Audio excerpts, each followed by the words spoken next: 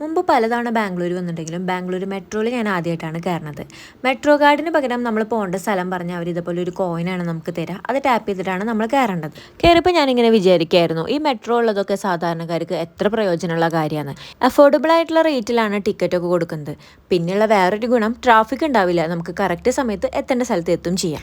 ഒരുവിധം മെയിൻ എല്ലാ സ്ഥലങ്ങളിലും ഈ മെട്രോ കവർ ചെയ്യുന്നുണ്ട്. അതുകൊണ്ട് നമുക്ക് സിമ്പിളായിട്ട് എവിടെ വേണമെങ്കിലും പോയി വരാം. ഇന്ന് ഞങ്ങൾ പോണത് ഇസ്കോൺ ടെമ്പിളിലേക്കാണ്. മഹാലക്ഷ്മി എന്ന് പറഞ്ഞ സ്റ്റേഷനിൽ ഇറങ്ങി ഒരു 10 മിനിറ്റ് നടക്കാനേ ഉണ്ടായിരുന്നുള്ളൂ. സ്ലീവ്ലെസ് ഡ്രസ്സ് അവിടെ അലോ ചെയ്യില്ല. അതുകൊണ്ട് എനിക്ക് ഇതേപോലെ ഒരു ചെമ്പട്ടൊക്കെ തന്ന് അതൊക്കെ അണിഞ്ഞിട്ടാണ് ഞാൻ പോയത്. പിന്നെ നമ്മുടെ ഷൂസൊക്കെ എടുത്തു വെക്കാൻ അവർ ഇതേപോലെ ഒരു ചാക്കാണ് തരിക. ആ ചാക്കിലിട്ടിട്ട് അവർക്ക് കൊടുത്താൽ അവർ ടോക്കൺ തരും. പിന്നെ കൈയും കാലും കഴുകാനുള്ള സൗകര്യങ്ങളൊക്കെ അവിടെ ഉണ്ട്. അതൊക്കെ കഴിഞ്ഞിട്ട് വേണം നമുക്ക് അകത്തേക്ക് കടക്കാൻ.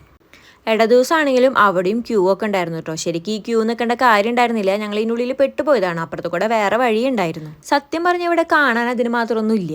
എന്നൊരു അമ്പലത്തിന്റെ ഫീൽ ഉണ്ടോ എന്ന് ചോദിച്ചാൽ എനിക്ക് അങ്ങനെയും തോന്നിയില്ല. ഞാൻ പറയുകയാണെങ്കിൽ ബാംഗ്ലൂർ വന്നിട്ട് ഒരു പ്ലാനും ഇല്ലാണ്ട് വെറുതെ ഇരിക്കണവരാണെങ്കിൽ ജസ്റ്റ് ഒന്ന് വന്ന് വിസിറ്റ് ചെയ്തോ. ഇവിടുത്തെ ഈ ഫുഡ് ഐറ്റംസ് ഒക്കെ കൊള്ളായിരുന്നു. ലെമൺ റൈസും പിന്നെ വേറെ എന്തോ റൈസായിരുന്നു ഞാൻ ഓർഡർ ചെയ്തിട്ടുണ്ടായിരുന്നത്. സംഭവം നല്ലതായിരുന്നു. 35 രൂപ ഉണ്ടായിരുന്നുള്ളൂ. പിന്നെ ജപങ്ങളോ മന്ത്രങ്ങളോ ഒരു തേങ്ങ അറിയാത്ത ഞാൻ അവിടെയുള്ള ഒരു തുളസി ജപമാല പിടിച്ചു. വെറുതെ കയ്യിൽ ഇങ്ങനെ ഇട്ട് നടക്കാൻ വേണ്ടിയിട്ട്.